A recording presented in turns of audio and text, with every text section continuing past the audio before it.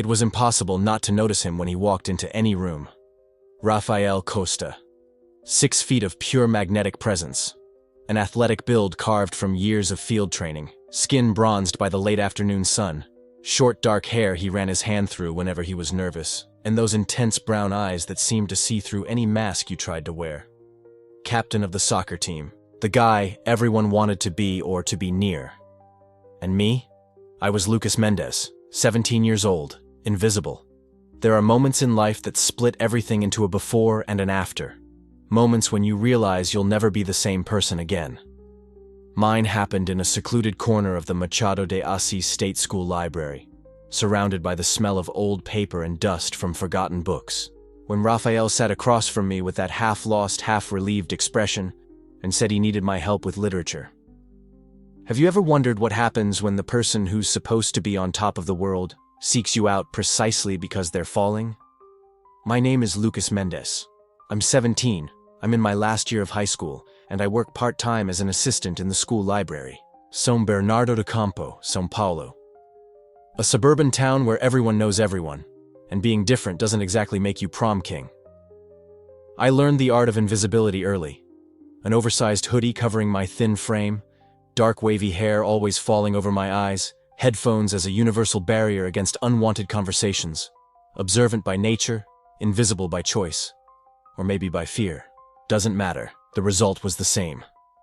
It was an August afternoon.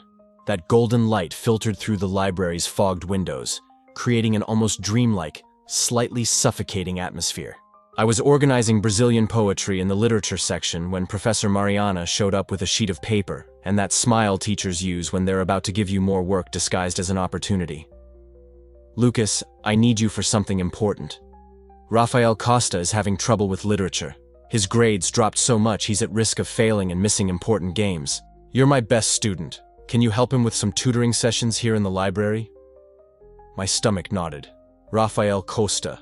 The guy I actively avoided in the hallways. Not because he was one of those jerk athletes from an American movie. He wasn't cruel at all. Actually, he was overly polite. He always greeted everyone, even those nobody noticed. And that was exactly what scared me, because I had spent the last 3 years building a perfect perimeter of invisibility. And Rafael Costa had that way of looking at people like he actually saw them. Like he could see through our most carefully constructed defenses. I agreed. Of course I agreed. How do you turn down a teacher who trusts you? And how do you admit that the real reason you're uncomfortable is that this particular guy makes you nervous in a way you can't name? Our first session was set for Thursday after school. I arrived early, chose the most secluded table in the library, the one in the back corner nobody ever went to, surrounded by shelves of outdated encyclopedias. I arranged the classic poetry books the teacher had suggested, works by authors I'd come to understand deeply. I prepared notes. I made a 3-page structured study plan. Basically, I built a perfect intellectual shield between me and any possibility of conversation that wasn't strictly academic. Rafael arrived 15 minutes late. I was about to think he'd bailed when I heard hurried footsteps. He appeared in the aisle between the stacks, backpack slung over one shoulder, his PE uniform still a little sweaty from practice, breathing a bit fast. And when our eyes met, he didn't look away. Most people do. I always look away. But Rafael held my gaze for 3 whole seconds, and something in my chest tightened in a way I wasn't prepared to feel. Sorry I'm late. Practice ran long. Coach was on my case today. He sat down in the chair across from me, dropping his backpack onto the floor with a dull thud. Up close, you could see the small scar on his left eyebrow, probably from some childhood accident. You could smell sweat mixed with deodorant and something that was unmistakably his. And you could tell he looked tired. Not physically tired. That kind of tired that comes from carrying too much weight for too long. Okay, shall we start? My voice came out firmer than I expected. Small victory. I pushed the notes toward him. Professor Mariana said you're having trouble with text interpretation and literary analysis. I thought we could start with modernist poetry. Drummond, specifically. It's more straightforward than the Romantics, and there's a lot about internal conflict that... Why did you agree to help me? The question caught me completely off guard. I stopped mid-sentence, notes still in my hand, looking at him without understanding where that had come from. "What do you mean?" Raphael ran his hand through his hair. That nervous gesture I'd seen him do in the hallways, but never up close. Like, "You don't know me. We've never talked before. You're always alone, reading in the library or with headphones in the hallways. Clearly don't want to be bothered. And then the teacher drops me in your lap, and you accept." Why? There was something in his voice. A vulnerability that didn't fit at all with the confident captain image of the soccer team. Something that sounded almost like relief? Like he was genuinely curious about why someone would agree to spend time with him. Because Professor Mariana asked. And because, I don't know, I thought it would be nice to help. Lies. It wasn't for that. But how do you explain to a stranger that you agreed because you're afraid to say no? That building walls doesn't mean you don't desperately want someone to climb them? Raphael kept looking at me longer than was socially comfortable. Then, for the first time since he sat down, he smiled. It wasn't that wide, charismatic smile he used in the hallways. It was smaller, more real. "Nice. Thanks for saying yes." And just like that, something in the air changed. I can't explain exactly what, but it was as if an invisible door had opened between us, a door neither of us knew we were looking for. We started with a famous modernist poem about obstacles. You know, the kind you cram for an exam and forget a week later. I explained the structure, the repetition as a representation of obsession and trauma, the stone as a metaphor for insurmountable obstacles that shape who we are. Raphael listened with a focus that surprised me. It wasn't the empty attention of someone feigning interest just to pass the class. It was something deeper. He took notes, asked questions, and they weren't technical questions about what would be on the test. They were questions about what the poem meant, about why someone would write about being stuck to a stone in the middle of life's path. "Do you think you can overcome the stone?" His question came out of nowhere, in the middle of my explanation about the historical context of Brazilian modernism. "What?" "The stone. Do you think the person in the poem can overcome it at some point? Or are they stuck to it forever?" That wasn't a test question. That was a personal question disguised as literary analysis. And something about the way he asked, with that fixed look at me waiting for an answer that actually mattered, made my stomach knot up again. "I think. It depends on what you consider overcoming." Drummond repeats the stone 14 times in the poem. He's clearly obsessed with it. But at the same time, he writes about it, turns it into art. So maybe overcoming isn't forgetting or getting past it. Maybe it's learning to live with the stone in a way that doesn't destroy you. Raphael was silent. That heavy kind of silence that happens when someone hears exactly what they needed to hear, but doesn't know how to process it. He looked at the book open on the table, at my notes, anywhere but at me. And then, very softly, almost as if talking to himself, "Makes sense." We spent the rest of the session analyzing 2 more poems, but something had shifted. Raphael wasn't just trying to understand literature to save his grades. He was trying to understand something about himself. And I, unintentionally, had become the mirror he was looking into. By the time the library was about to close, it was already dark outside. Raphael started packing his things into his backpack, slow, almost reluctant movements, as if he didn't really want to leave. "Can we do this again? Like, next week?" "Sure. Thursday at the same time?" He nodded, slung the backpack over his shoulder, stood for a second, like he wanted to say more but didn't know how. Then he turned to leave, took 3 steps, and stopped, turned back to me. "Lucas? Yeah? You're a lot smarter than people realize, like, way more." And before I could process that, before I could form any response, he left.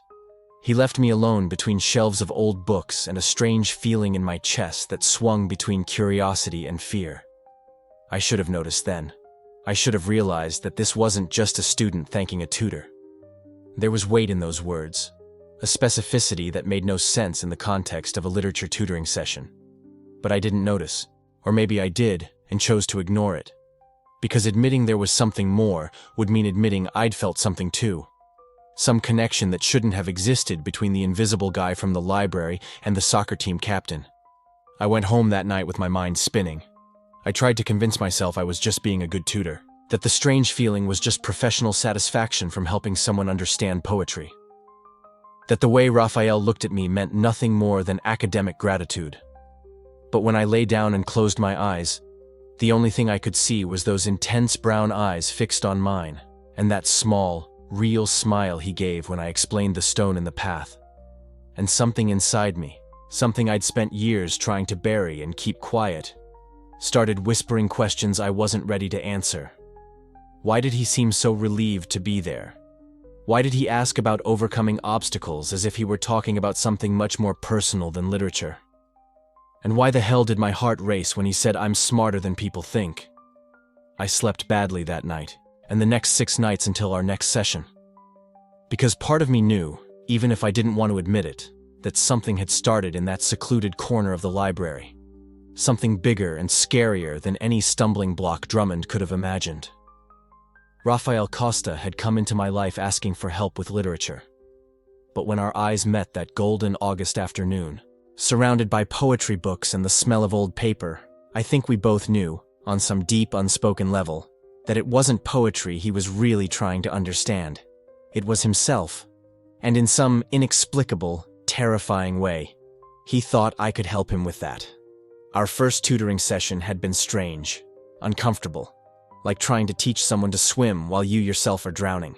But Raphael came back. Thursday, 3 in the afternoon, same isolated table in the corner of the library where the smell of old paper mixed with his cologne. Something woody that clung to the air even after he left. He arrived 5 minutes late, still in training gear, hair wet from the shower. I pretended not to notice the way droplets ran down the back of his neck when he sat, too close, as always. As if personal space were a concept that didn't apply to him. "You bring the book?" I asked, keeping my voice neutral, professional. Librarian helping a student. Nothing more. Raphael put his worn paperback on the table between us. A classic novel about betrayal and obsession. I brought it. But I didn't understand anything in the chapter you told me to read. Which part? All of it. He laughed, but it wasn't a mocking laugh. It was tired, sincere. Like, I read the words, but none of it sticks. The main character keeps overthinking everything for pages and pages. I don't get why he doesn't just say what he feels. Because he's afraid, I answered without thinking. Raphael looked at me. Those intense brown eyes that seemed to see things I hid from everyone so well. Afraid of what? I swallowed. That if he says it out loud, it becomes real. And if it becomes real, he'll have to deal with the consequences. Something changed on his face. A shadow, maybe. Or recognition. "Makes sense," he murmured, lowering his gaze to the book. We spent the next half hour unpacking the first chapter. I explained the metaphors, the unreliable narrator, the construction of memory as dubious truth. Raphael listened with an attention that didn't seem to match someone barely scraping by in literature. He asked questions. Good questions. The kind that showed he was actually thinking, not just pretending to be interested to pass the class. "You're smart," I said without meaning to, in the middle of an explanation about retroactive jealousy. Raphael blinked. "What? You? You're smart. I don't know why you need a tutor." He went quiet for a moment that lasted too long. Then he sighed, running a hand through his still damp hair. "My dad thinks I'm dumb."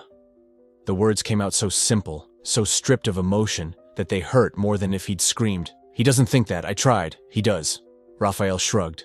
But I saw the tension in his shoulders, his jaw clenched. He only cares about football and his shop.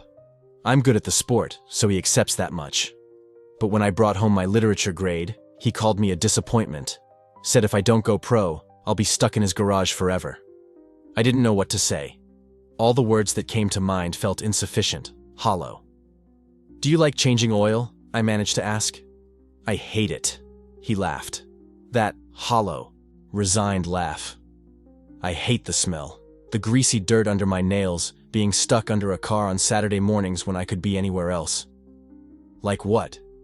Raphael looked at me. Really looked at me. Like he was deciding whether he could trust me. Like reading. Not the school stuff, but I don't know. Books I want to read. Stories that take me away from here. My heart beat faster in my chest. You like to read? Don't tell anyone, he said, but the corners of his mouth held the ghost of a genuine smile. But yes, I like it. Like, a lot. It's just that if the guys on the team find out that the team captain reads for pleasure, I finished. The scandal. Worse. That the team captain reads sci-fi and fantasy novels instead of studying game film. I laughed. I couldn't help it. And for the first time since he'd come into my life asking for help with literature, something like ease settled between us. What's your favorite? I asked. Now or of all time? Now. There's a book about a guy who discovers he lives in a simulation, he began, and his eyes lit up in a way I'd never seen, and he has to decide whether to keep living the comfortable lie or face the truth and lose everything. Sounds heavy. Yeah, but it's good. It makes me think. About what? Raphael hesitated. Then, in a low voice, about how many things we pretend just to fit in. The silence that followed weighed heavy. It wasn't uncomfortable, but it was loaded with something unsaid, something that hung in the air between us like smoke. And you? He asked, breaking the moment. What do you like? Poetry, I answered before I could censor myself. Poetry? Like rhyming? Not necessarily. More. I searched for the right words. More the kind that grabs a feeling you didn't even know you had and puts it into words that make you think, that's exactly it. He tilted his head, curious. Like what? There are poets who write about having multiple versions of yourself, like how you're a different person depending on who you're with. It's this whole philosophical thing about identity. Raphael went very quiet. Do you feel like that? Sometimes. The truth came out too easily. Like I'm one Lucas at school, another at home, another when I'm alone. And none of them is completely real. And which one is here now? His voice was low, serious. I looked at him, at the way he leaned slightly toward me, at how his fingers tapped nervously on the book cover. I don't know, I admitted. I think one I don't show anyone else. Why? Because it's dangerous. Dangerous how? Because if I show who I really am, people might not like it. They might push me away.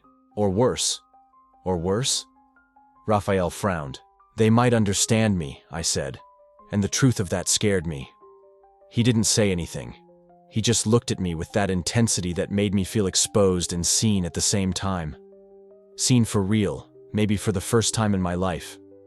Then he did something that changed everything. He reached across the table and touched my hand. It wasn't an accident. It wasn't while pointing to a word in the book or grabbing a pen. It was deliberate. His fingers brushed mine and stayed there, warm, solid, real. I wouldn't pull away, he said softly. My breath caught. My heart was pounding so loud I was sure he could hear it. The whole library could hear it. Rafa. I just wanted you to know, he interrupted, but he didn't withdraw his hand, that you can be yourself with me. Any version. All of them. And then, as if suddenly aware of what he was doing, he withdrew his hand and cleared his throat, turning his attention back to the book. So, about this Bentinho, he began, voice forced casual. Do you think he really loves Capitu, or is he just obsessed with the idea of her? It took me a second to process the abrupt change of subject, to remember how to breathe. I think he doesn't know the difference, I managed to answer, my voice raspier than intended. The rest of the session passed in a blur. We discussed jealousy, possession, the difference between loving someone and loving the version of someone you invented in your head. Raphael participated, took notes, even laughed at some of my observations. But there was an undercurrent now, something pulsing beneath the surface of every word we exchanged. When the bell for the last class rang, he closed the book and stood up. Same time next Thursday? Sure, I answered, still feeling the ghost of his fingers on mine. He was already packing up when he stopped, turned. Lucas? Yes? Thanks. For understanding things. I nodded, my voice failing me. He left, And I sat there, staring at the empty chair across the table, trying to understand what had just happened, trying to ignore the way my heart still beat out of rhythm, trying to pretend that touch had been casual, meaningless. But it wasn't. And we both knew it. The following Thursday, he arrived 15 minutes early. "I brought you something," he said, still standing, hands in his pockets in a nervous gesture that didn't fit the confident team captain everyone knew. He took a book out of his backpack pocket. Small, worn cover. The same sci-fi book he'd mentioned the week before. "I thought you might want to read it," he explained, holding it out to me. "You don't have to give it back quickly. Or ever, I guess." I took the book. It was still warm from his hands. "Thanks," I managed to say. He sat down, closer than last time. So close I could feel the heat of his body, the scent of his soap and deodorant, and something that was just his. Then he started, opening his notebook. "About the parts you told me to read. I have some questions." And we had the most productive tutoring session yet. Raphael had actually read. He had actually thought.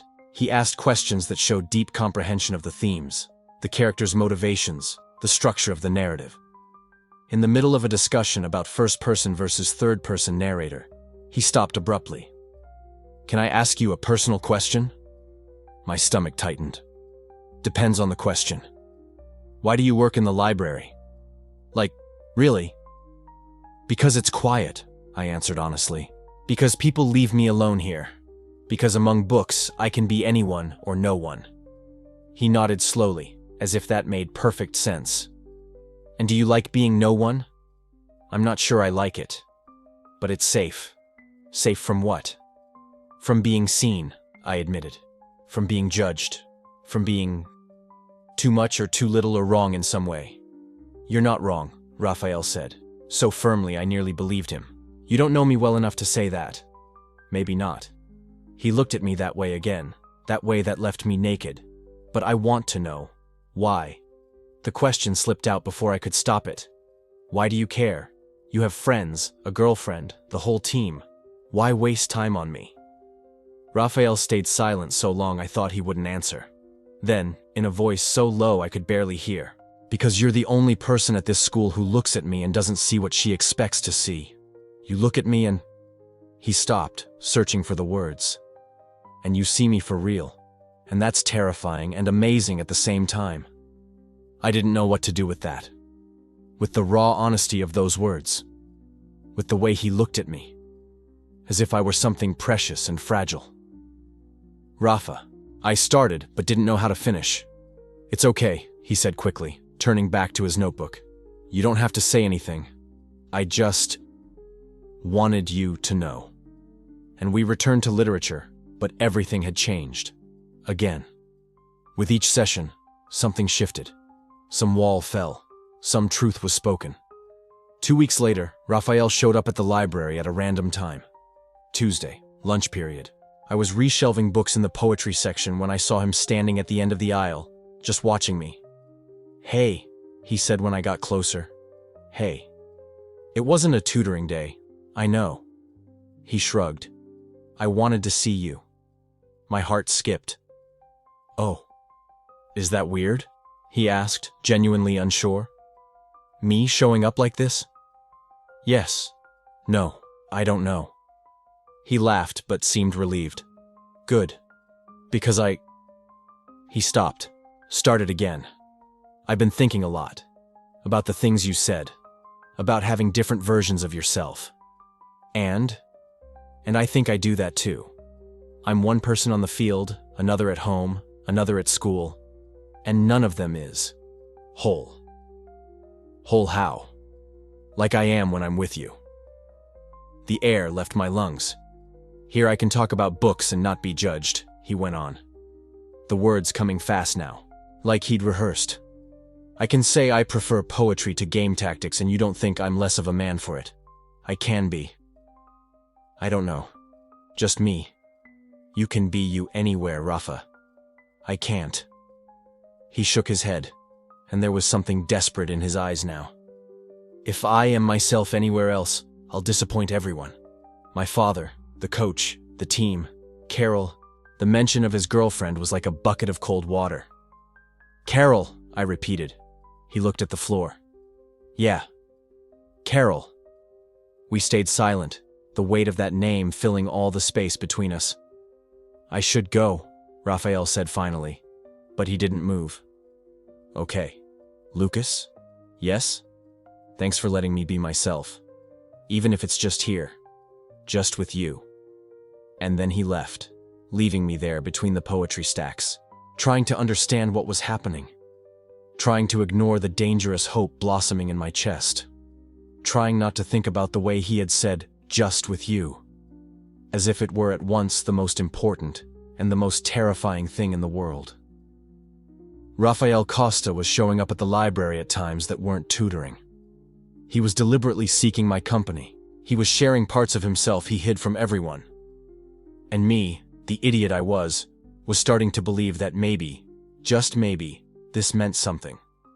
That maybe he was looking for the same thing I was. A place where he could take off the mask. A safe space to be authentic. Or maybe I was seeing what I wanted to see. Creating a version of him in my head, just like Bentinho did with Capitu. Projecting my own desires onto innocent gestures and well-meaning words. I didn't know. And that uncertainty was killing me slowly. But one thing I did know. Rafael Costa had found a way to get into not only the library where I hid, but into some place inside me that I kept locked and protected. And now that he was there, I had no idea how to get him out, nor whether I wanted to. Rafael Costa had found a way to get into not only the library where I hid, but into some place inside me that I kept locked and protected. And now that he was there, I had no idea how to get him out, nor whether I wanted to. At first, I thought it would be easy to go back to normal, that those tutoring sessions were just that, sessions, something bounded by schedules and academic obligations, that when the bell rang, he'd go back to his world, soccer, friends, girlfriend, and I'd return to mine. Books, silence, invisibility. I was wrong. The Tuesday after the session where he touched my hand, Rafael showed up at the library during break. He didn't have a tutoring appointment. There was no academic excuse. He just appeared. I was sorting returns on the cart when I felt that presence. You know when someone walks into a space and the air changes? When you don't need to look to know who it is? It was like that. I looked up and there he was, leaning against the Brazilian fiction shelf, arms crossed, watching me with an intensity that made my stomach knot. "Hey," he said, with that half smile I was starting to recognize. I was looking for a book, the whole library full of books, and he comes to talk to me. Of course. "Need any help?" I asked, trying to sound professional, as if my heart weren't racing. He shrugged. "Maybe you could recommend something." For 15 minutes we talked about books. He didn't pick any. He just stood there, too close to be casual, far enough to keep appearances. When the bell rang, he left without saying goodbye. He just looked at me, that look that lasted 2 seconds longer than it should have, and walked away. It happened again on Thursday, and the following Monday, always without warning. Always during break or right after class. Always with some transparent excuse. "I need a book for a history assignment. Do you have that poem you mentioned? I just came to return this." But we didn't only talk about books. He told me about the fight with the coach over the tactic in the last game. About how his father wanted him to take over the workshop after graduation, but he didn't know if that was what he wanted. About the pressure of being captain, having to be strong all the time, never being allowed to falter. And I, without really understanding why, started to open up too. I talked about how I felt invisible at school, and how sometimes that was a relief and other times it was suffocating. About my mother, who worked so much we barely saw each other. About how books were my way of existing without having to expose myself. There was something about those meetings that felt suspended in time. As if, while we were in that corner of the library, the rules of the outside world didn't apply. He wasn't the team captain. I wasn't the invisible kid. We were just two people talking. But the world out there kept existing. It was on a Wednesday, 3 weeks after that first unplanned visit, that I realized how dangerous this was getting. I was in the courtyard, sitting on a bench near the court, reading during lunch. It was my usual spot, far enough from the chaos but close enough so I didn't look completely antisocial. And then I felt it. That feeling of being watched. I looked up and, on the other side of the courtyard, there was Raphael. He was with the teammates, all laughing at some joke, but his eyes were on me. It wasn't a quick glance. It wasn't casual. He looked at me like he was trying to figure something out, like he wanted to cross the whole courtyard and come talk to me but knew he couldn't. And I, idiot that I am, held his gaze. For 3, maybe 4 seconds that felt like an eternity. One of his friends noticed, followed Raphael's gaze to me and said something I couldn't hear. Raphael laughed, looked away, and went back to the conversation. But the damage was already done. My heart was pounding so hard I was sure everyone in the courtyard could hear it. Because this wasn't my imagination. It wasn't wishful thinking from a lonely kid making up stories in his head. Raphael was looking for me, watching me, seeing me. And someone else might have noticed too. I started questioning what the hell was happening. He had a girlfriend. Carol, the pretty, popular girl. Everything I wasn't. They'd been together almost a year. I saw them in the halls sometimes, her hand on his waist, him laughing at something she said. So why was he here? Why was he coming to find me? Why was he looking at me like that? The rational part of my brain, the part that had kept me safe and invisible for 17 years, shouted for me to stop, to keep my distance, to not feed ridiculous hopes that would only hurt me. But there was another part. A part I'd been trying to ignore for years. A part that woke up every time he walked into the library. Every time he sat too close. Every time he looked at me like I was the most interesting person in the world. That part wanted to believe that maybe, just maybe, he felt the same. And that terrified me. Because if I was right, it meant everything could change. That the safe space I'd built could collapse. That I'd have to choose between staying hidden or risking everything for something that might not even be real. Or what if I was wrong? What if it was all in my head? What if he was just being nice and I was reading too much into it? That possibility was even more terrifying. Because it meant I was so desperate for connection, I was inventing signs where there were none. So I did what I do best. I tried to protect myself. I started avoiding the library at the times he usually showed up. I arrived earlier, left later. When he came during tutoring, I kept everything strictly professional. Literature, exercises, text interpretation, nothing personal. He noticed. Of course he noticed. Lucas, did I do something? He asked one Thursday, after 40 minutes of tense silence broken only by discussions about symbolism and Machado de Assis. No, I lied, without looking up from my notebook. Then why are you acting like I did? I'm not acting at all. Yes, you are. You barely look at me. You don't say anything besides subject explanations. You changed. Maybe I'm just doing my job, I answered, and the coldness in my voice surprised even me. Tutor. Remember? That's why we meet. I saw something move across his face. Hurt, maybe. Or confusion.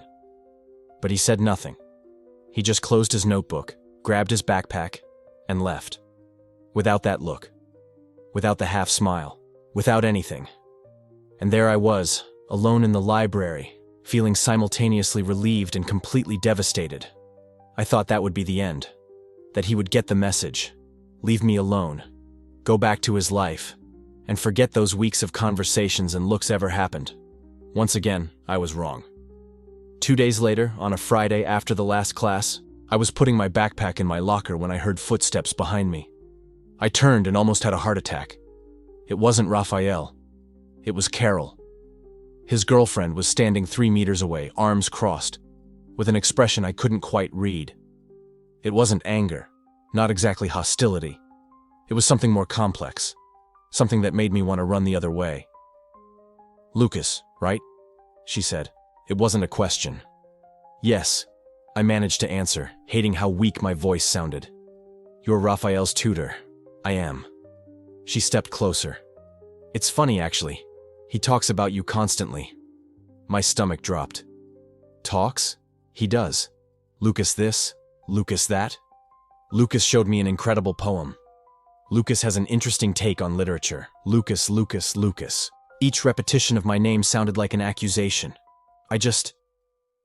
I'm helping him with the subject, I tried to explain, but my voice was shaking.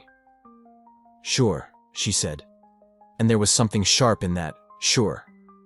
It's just weird. My boyfriend never cared about books before, but suddenly he's always at the library, skipping practice, late to dates because he was supposedly studying. She air-quoted the word studying. I didn't know what to say. Every word that crossed my mind felt like a trap. Look, I don't want trouble, she continued, but now there was something more vulnerable in her voice. I just want to know what's going on. Because he's different, distant, like he's always thinking about something else. Or someone else. The way she said someone else made my blood run cold. I don't know what you want me to say, I finally said. I only tutor him. What happens between you two is none of my business, is it not? She asked, taking another step forward. Then why do I have the feeling that you know exactly what's going on? Why, when I mentioned you to him yesterday, did he get defensive? Why does he act like he's hiding something? Because maybe he is, I thought, but didn't say. You should ask him. Not me, I replied, trying to sound firm. She looked at me for a long moment. Then she sighed. You know what's the funniest part? She said. And now there was something almost sad in her voice. I don't think you're the problem. I think you're the symptom of something I've known for a long time, but didn't want to admit. Before I could ask what she meant by that, she was already turning her back. One more thing, Lucas, she said without turning around. Whatever's going on between you two, be careful. Raphael's good at a lot of things, but facing the truth about himself, that's not one of them.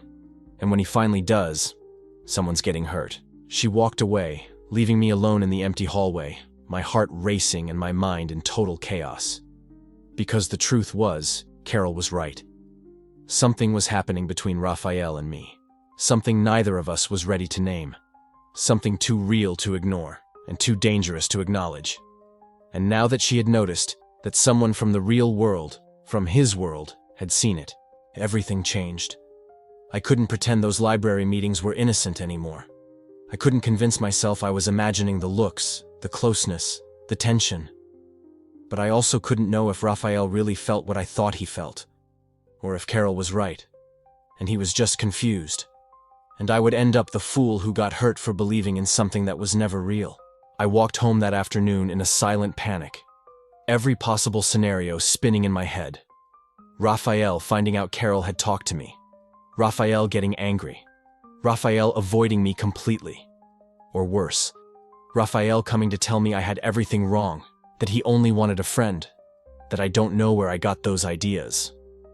I got home, closed my bedroom door, and for the first time in years, I let the tears fall. Because I had done exactly what I'd sworn I'd never do. I'd allowed myself to hope. I'd let that wall I'd been carefully building crack. I'd allowed myself to feel something real for someone who was completely out of my reach. And now, no matter what happened next, I was already wounded. Because for the first time in my life, I'd let someone in. And when you let someone in, you also give them the power to destroy you completely. That night, lying in bed staring at the ceiling, a single question spun through my mind. Did Raphael know? Did he know what he was doing to me? Did he know that every look, every conversation, every stolen moment in the library was turning me into someone I didn't recognize? Or was I just a distraction, a novelty, someone who made him feel interesting and understood, but whom he would drop as soon as it got too complicated? I had no answer. But on Monday, I would have to go back to that school. I'd have to face Carol. I'd have to face Raphael.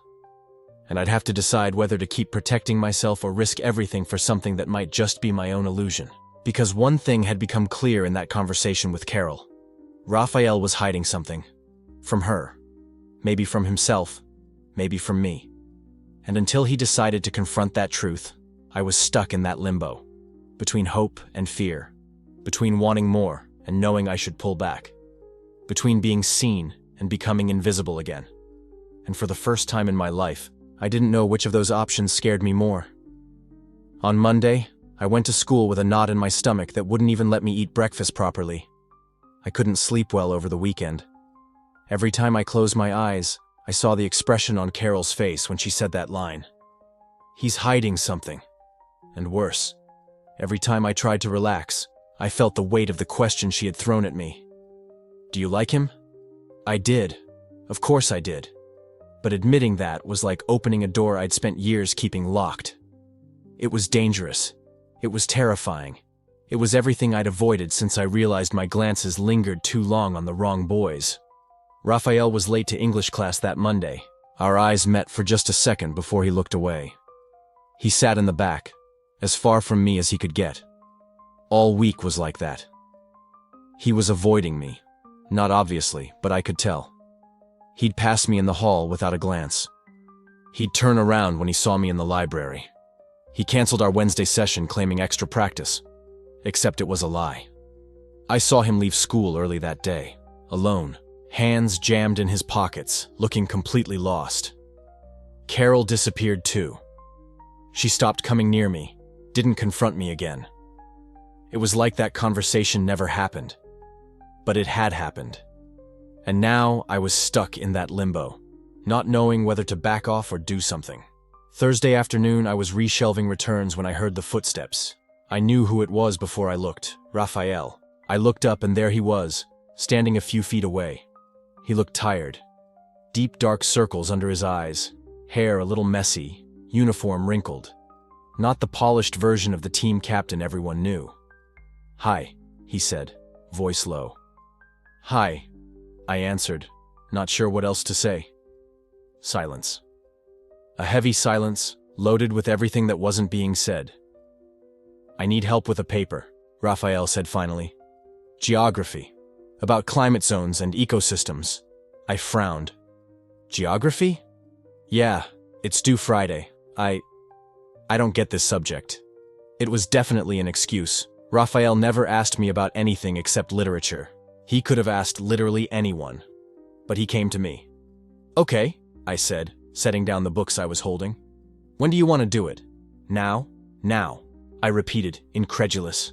"Raphael, you have practice in half an hour." "I know. The coach will kill you if you skip again."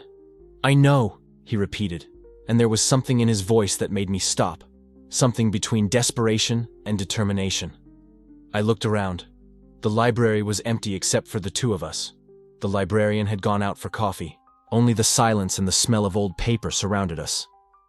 "All right," I said slowly. "Let's go to that table in the back." We sat side by side at the usual table, the same one where we'd had our first tutoring sessions. It felt like forever ago, but it had only been a few weeks. Raphael opened his backpack and took out the geography notebook, but just stared at the pages without really seeing anything. 5 minutes. 10. I tried explaining the ecosystems, but he wasn't listening. He just nodded now and then, eyes lost in some distant spot. And then finally, I gave up. "Why are you here, Raphael?" He lifted his eyes to me, surprised by my bluntness. "I told you. I need help with—" "No," I cut him off, my voice steadier than I felt. "What are you really doing here?" Raphael opened his mouth, closed it, opened it again. He seemed to be fighting an internal war, each word a battle he didn't know if he wanted to win. "I don't know," he said finally, voice so low I almost didn't hear it. "You're skipping practice. You're risking your spot on the team. You have an important game this weekend. And the coach must be furious because you missed recent trainings." My voice started to rise, all the frustration of the past week pouring out. "Why? To pretend you need help with geography?" "Lucas." "No," I said, standing up. Adrenaline flooded through me. "This doesn't make sense. You show up, we talk for hours, you look at me like you see something in me. Then you disappear. Avoid me all week. And now you come back with some fake excuse about geography." Raphael stood up too, and there was something different in his look.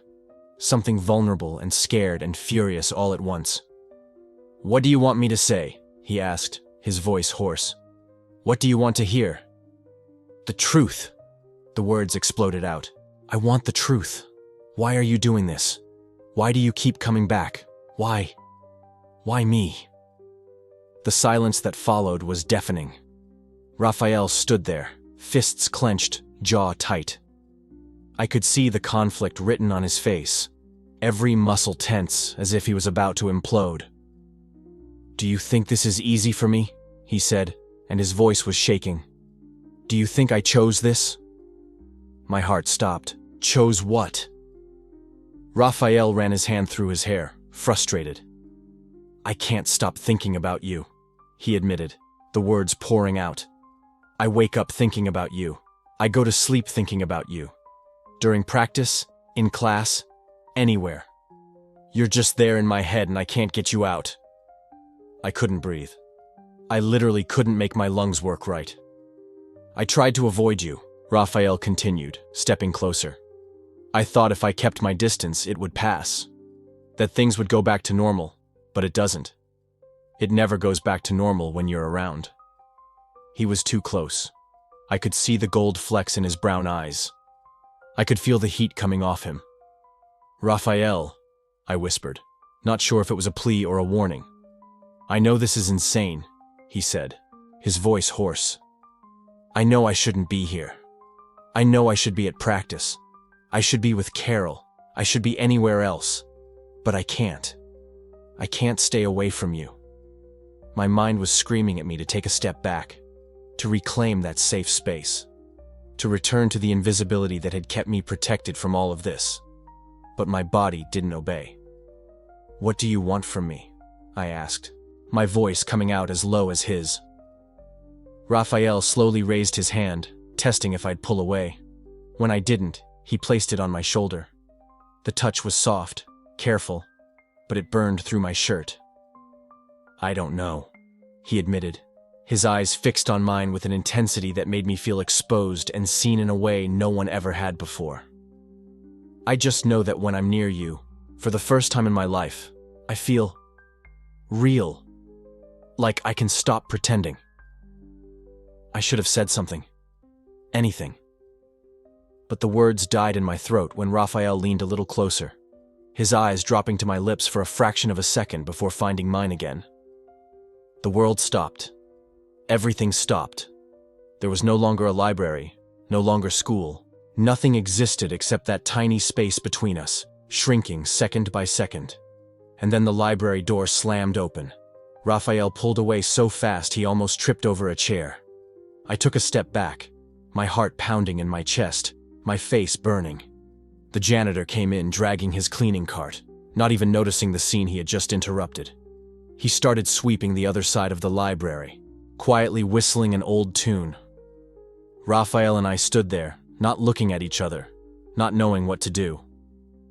"I have to go," Raphael finally said, his voice sounding strange, hoarse. He started stuffing his things together in a hurry, tossing the notebook and pen into his backpack without care. "Raphael, wait." "No." He cut me off, still not looking at me. I need to go. Practice. I need to." He didn't finish the sentence. He just left, his shoulders tense, leaving a trail of confusion and near confession behind. I stood there for I don't know how long.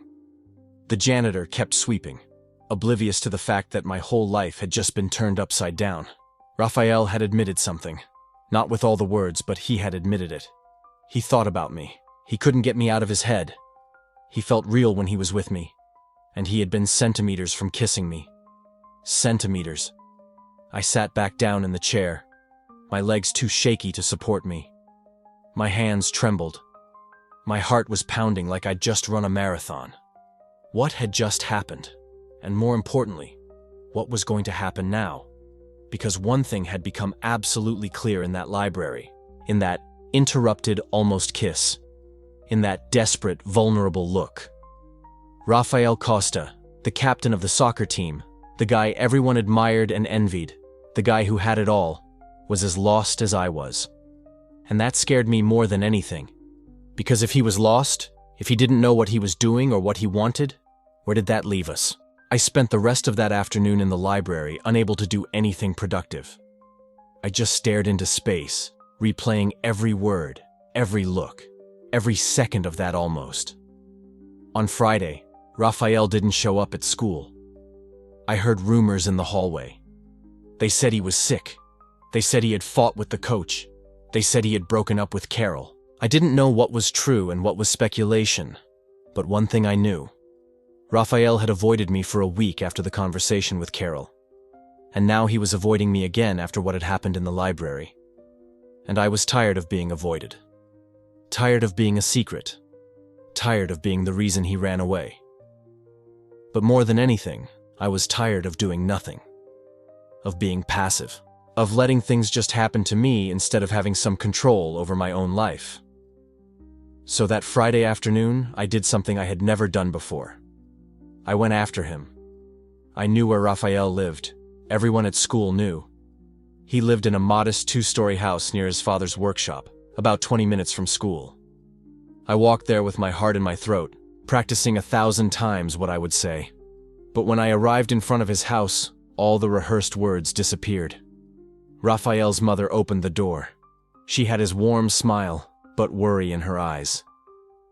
"Are you a friend of Raphael's?" she asked. "Yes. I'm Lucas. I tutor him." "Oh, of course. He's talked about you." She stepped back. "He's upstairs in his room. He's having a rough day. I think a visitor would be good for him." I climbed the stairs she pointed to, each step feeling heavier than the last. Raphael's bedroom door was ajar. I knocked lightly. "Mom, I already told you I don't want dinner." His voice came muffled from inside. "I'm not your mom," I said. Silence. Then the door opened all the way. Raphael stood there in an old t-shirt, hair messy, dark circles under his eyes. He looked at me like I was a ghost. "Lucas," he whispered. "What are you doing here?" "You disappeared," I said simply. He ran a hand over his face, exhausted. "I needed time." "Time for what? To run away from me again?" Raphael shook his head. "It's not like that." "Then what is it?" I stepped into his room. "Because I'm tired of guessing. You said you can't stop thinking about me. You almost kissed me. Then you disappeared. You don't understand. Then explain it to me." My voice came out louder than intended. "Explain why this is so hard. Explain why you keep running." Raphael stared at me, then laughed. A short, hollow laugh. "You really want to know?" he asked, sitting on the bed and covering his face. "Because I'm a coward. Because I'm 18 and I can't even admit to myself what I feel. Because I'm terrified of what my dad will think, what the team will say, what everyone will say." He looked up, eyes red. "And when I'm near you, none of that matters anymore. That's what scares me." I didn't know what to say. All the lines I'd prepared, all the rehearsed speeches, vanished. All that was left was the raw, frightening truth. "I'm scared too," I admitted quietly. Raphael looked surprised. "I'm scared this is real. I'm scared it's not. I'm scared what happens if anyone finds out. I'm scared of spending my whole life wondering, what if?" I stepped closer. "But most of all, I'm most afraid you'll keep running, and that I'll let you." The silence that followed was different from the others. It wasn't uncomfortable or tense. It was charged, yes, but with possibility, with something that was about to change. Raphael stood up. We faced each other in his room, just a few feet apart. "So what now?" he asked, his voice hoarse. "I don't know," I said, "but I think we need to stop running." Raphael nodded slowly.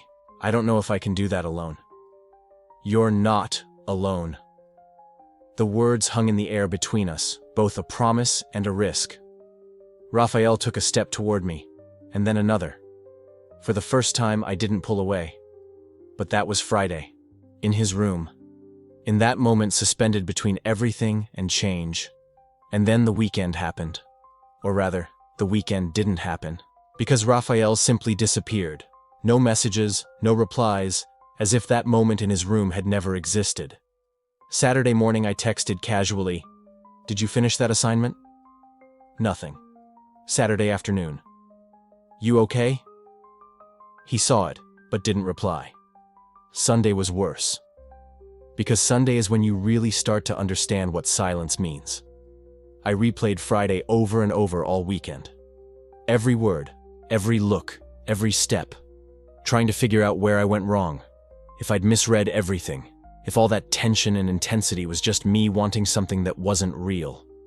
You ever get trapped in your head where you question everything? Every memory feels wrong. Every look seems meaningless. Every touch feels accidental. I convinced myself I'd made it up. Raphael was just being nice. And I, like always, turned it into something else.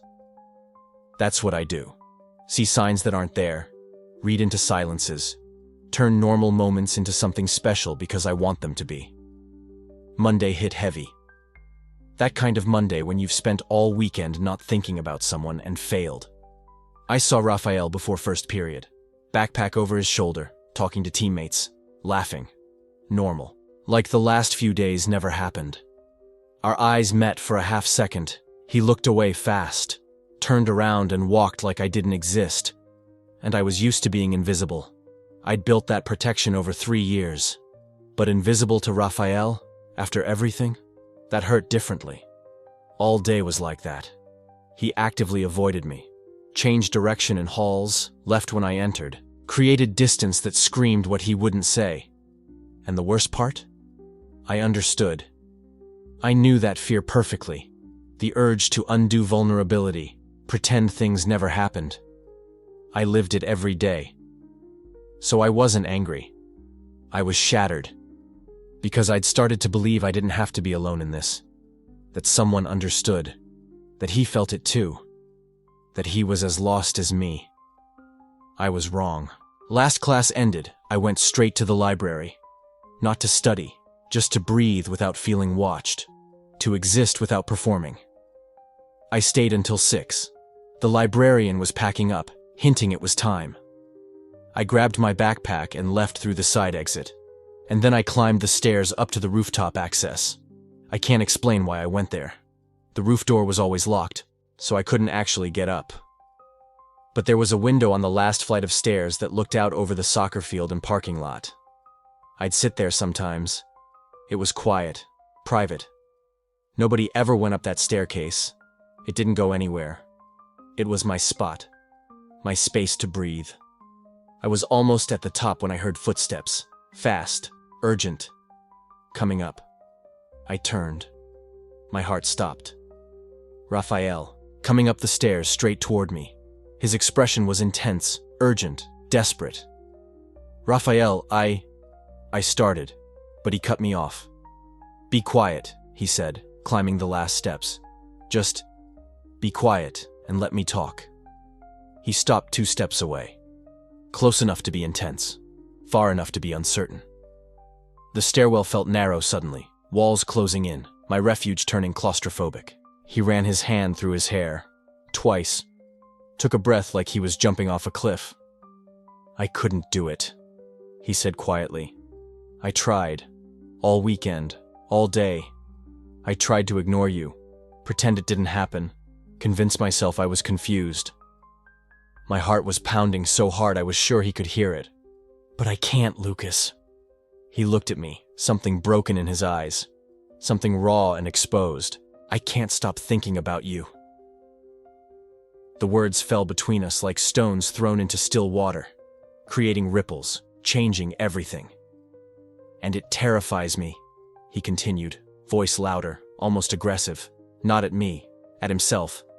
Because I've never, not even with anyone, I've never felt this.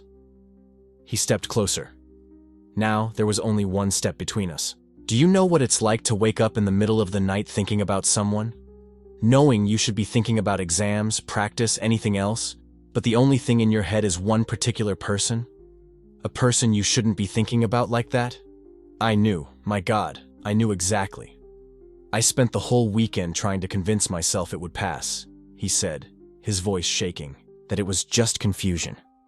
That it was just because you listened to me, understand me in a way nobody else does. That it was friendship.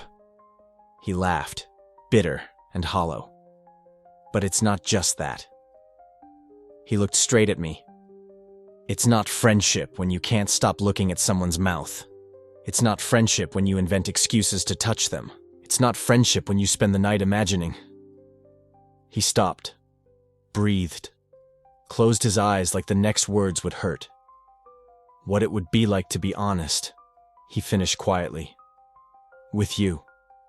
With myself. My throat closed. I couldn't speak. I could only stand there, between fear and something like hope. And the worst part? Raphael opened his eyes, shining. I don't know what to do with this. I don't know how to be this. He ran his hand over his face. For the first time, the confident captain was completely lost. My dad, he said, his voice cracking. He looks at me like I'm everything. The team counts on me, and my girlfriend. She deserves better than this. He didn't specify gender, just someone else. Like that was what mattered. I tried to break up with her Saturday, he admitted. Went to her house. I was ready. Then her mom opened the door, hugged me, said they were expecting me, and I froze. Because breaking up means questions I can't answer. He looked at me with intensity that burned. And if I break up with her, I need to be sure. I need to know there's something real here.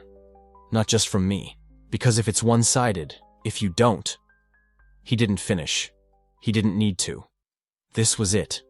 Two choices, back to invisibility and denial, or off the edge into truth. My voice came out hoarse. It's not just you. Raphael froze, like any movement would shatter it. Me too, I said, each word laying me bare. I can't stop thinking about you. I replay conversations at night. I make excuses to see you. My voice broke. And I'm terrified, I said quietly. I spent years hiding, being invisible to avoid this. Then you show up and you see me, really see me, and it's terrifying and amazing. Silence, solid, tangible.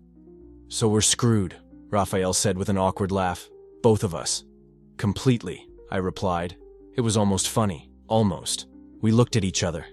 Just two lost guys on an empty staircase, saying things that changed everything. So what now? I asked. Raphael opened his mouth, closed it.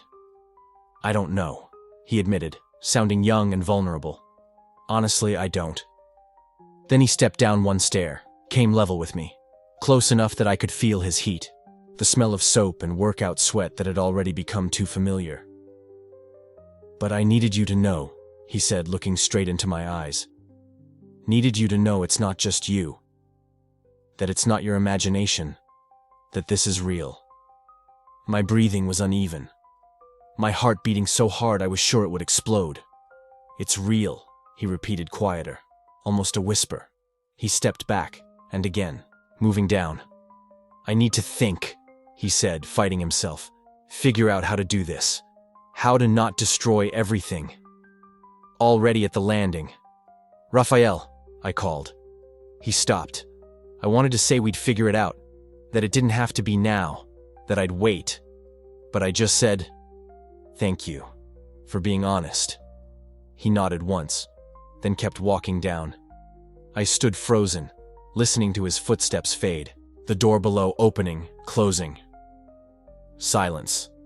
I sat down and rested my head on the cold wall. Finally let myself shake. Raphael had found me. Had confessed out loud what I thought nobody would say. That he thought about me. That he couldn't stop. That it was real. And I'd confirmed it. Admitted it too. Exposed something I'd hidden so carefully. And now I didn't know anything. Didn't know what tomorrow would bring. Didn't know how we'd face each other. Didn't know if he'd actually break up with her or backtrack. Didn't know if this was real or just another secret. But I knew one thing. I wasn't alone. Raphael felt it too. He was as lost, as terrified. And that changed everything. My biggest secret wasn't just mine anymore. It was ours. I didn't know if that would save us or destroy everything.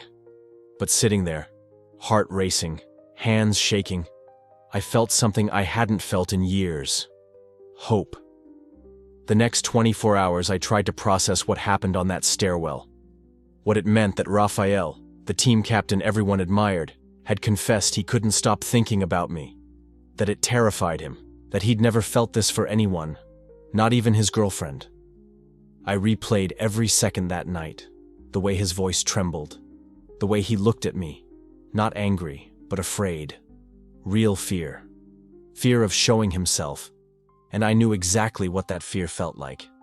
Because I lived with it every single day. The fear that someone would look at me, really look, and see everything I tried to hide. The fear that if I let my guard down for a second, if I let someone in, they'd see who I really was and run. Or worse, they'd stay and judge me and make me feel like there was something wrong with me. But Raphael hadn't run. He had stayed there, vulnerable, exposed, terrified. And he'd shown me all of it.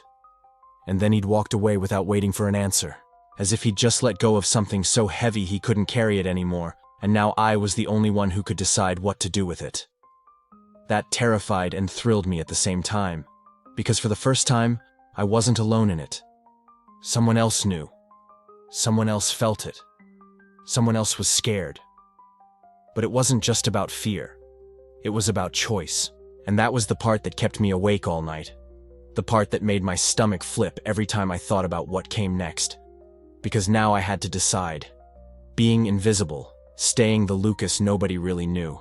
The Lucas who went unnoticed. The Lucas who felt safe precisely because nobody cared enough to look closely. Or choosing to be seen. Choosing to let someone in. Choosing to risk everything. My safety, my invisibility, my protection, for a chance to be authentic with someone. With Raphael. I didn't know if I was ready for that. But I also knew that if I did nothing, if I let this moment pass and went back to my life as if nothing had happened, I would regret it for the rest of my life. And Raphael would too, because he had given me the most valuable thing one person can give another. His truth. And now, it was up to me to decide what to do with it. Across town, Raphael was having his own version of that nightmare. He didn't sleep that night. He couldn't.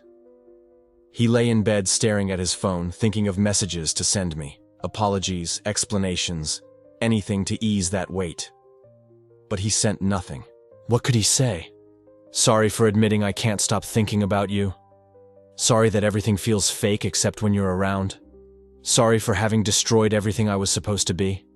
Because that's how he felt. Like he'd broken something fundamental. Something that couldn't be fixed. He thought of his dad. The disappointment if he knew. How his dad talked about him. The son who played football, would go pro, make the family proud.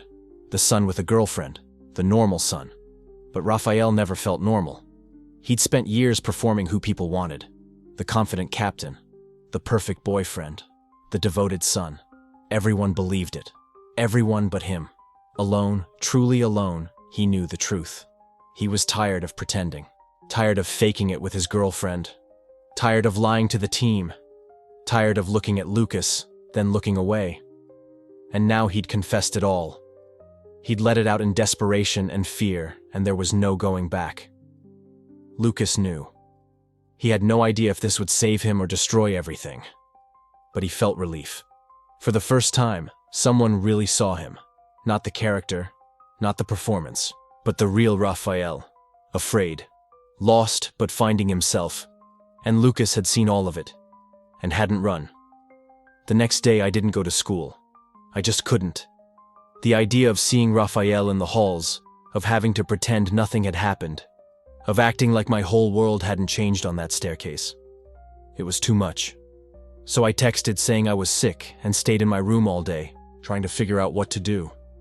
And the conclusion I reached was simple and terrifying at the same time. I needed to talk to him.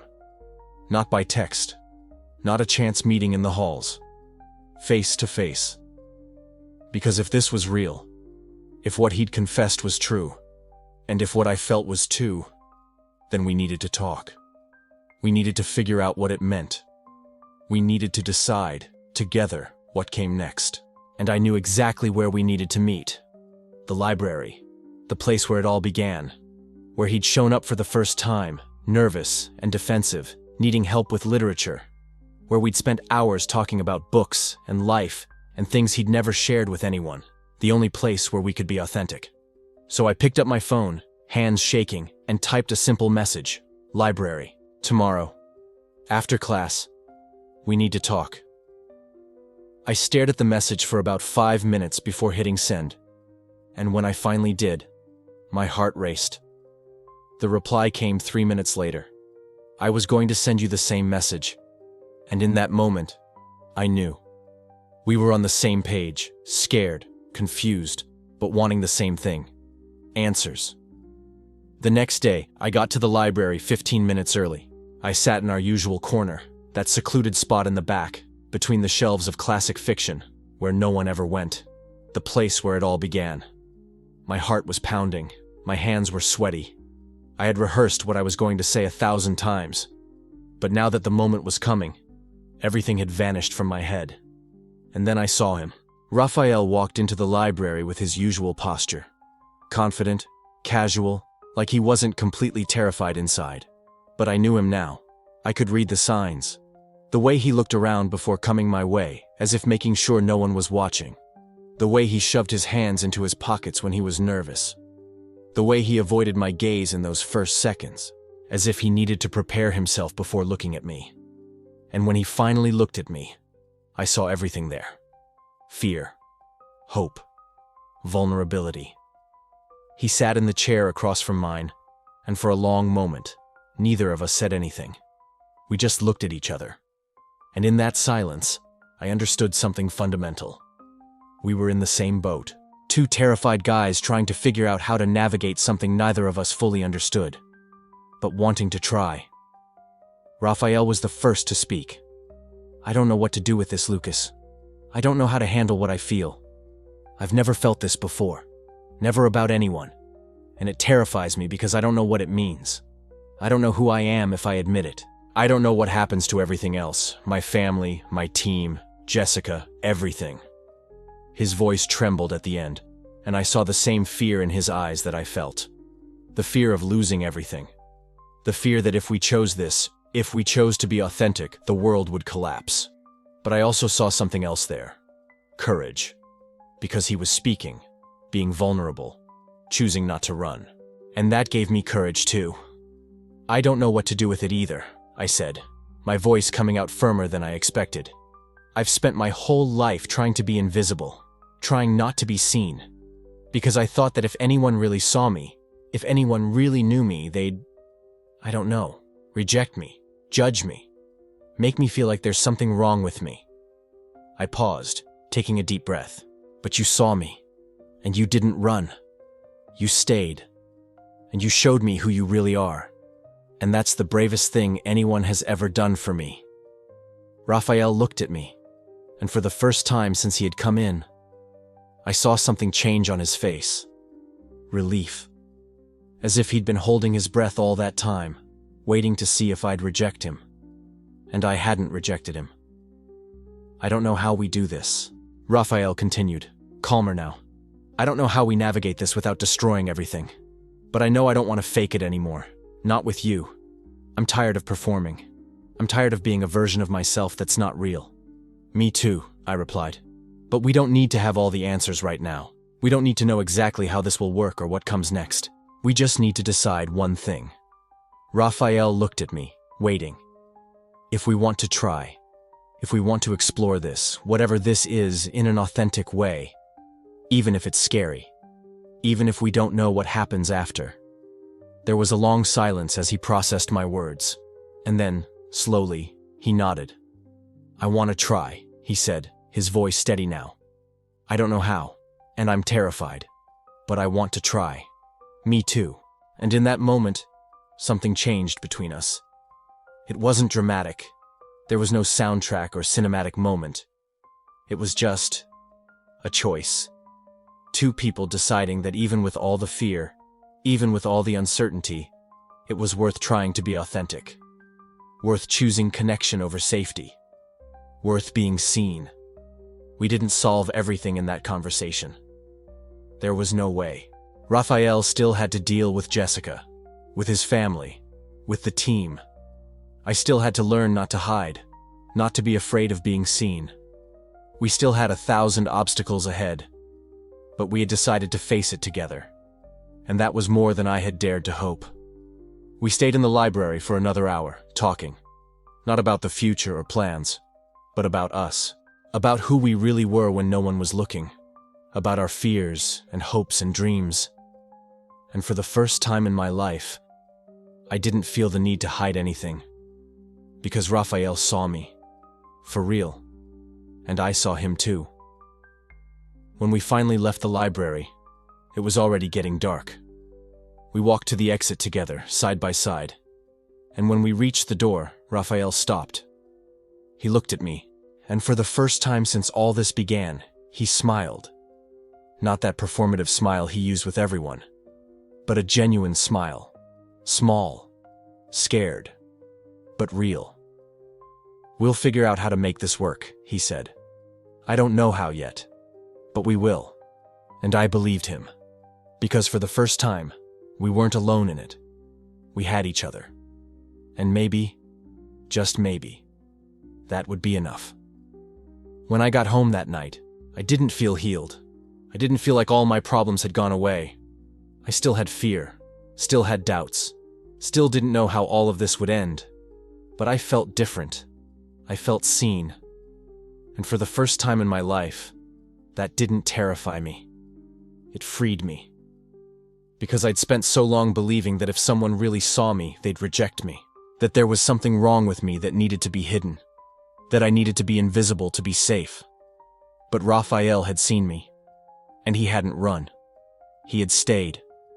And he had shown me that being authentic, even when it's terrifying, even when you don't have all the answers, is better than spending a lifetime hidden.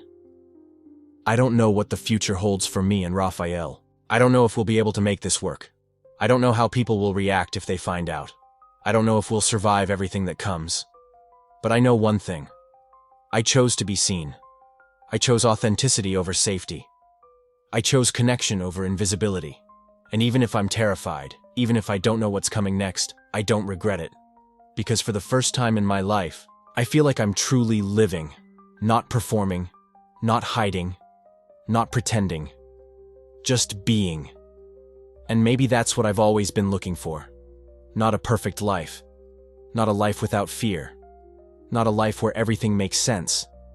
But an authentic life. A life where I can be seen and be accepted anyway.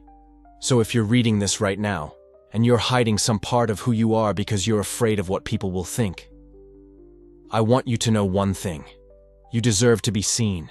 You deserve to be authentic. And you deserve someone who looks at you, really looks, and doesn't run away. Because it's terrifying, yes. But it's also liberating. And it's worth it. It's always worth choosing to be who you truly are, even when it's scary, especially when it's scary. Because in the end, the only person you really have to face is yourself in the mirror. And if you can look at that person and say, "I accept you, exactly as you are," then nothing else matters. I'm still learning this, every day. But now I have someone learning with me. And that makes all the difference. Raphael and I don't have all the answers. We don't know exactly how we'll navigate all of this. But we decided to try. And sometimes trying is enough. Sometimes courage isn't about not being afraid. It's about being afraid and choosing to move forward anyway. It's about choosing authenticity instead of performance. It's about choosing connection instead of safety. It's about choosing to be seen. And that choice, that single choice, changed everything for me. Because for the first time in my life, I'm no longer hiding. I'm here. Visible. Vulnerable. Terrified. But authentic. And that's everything I've ever wanted to be.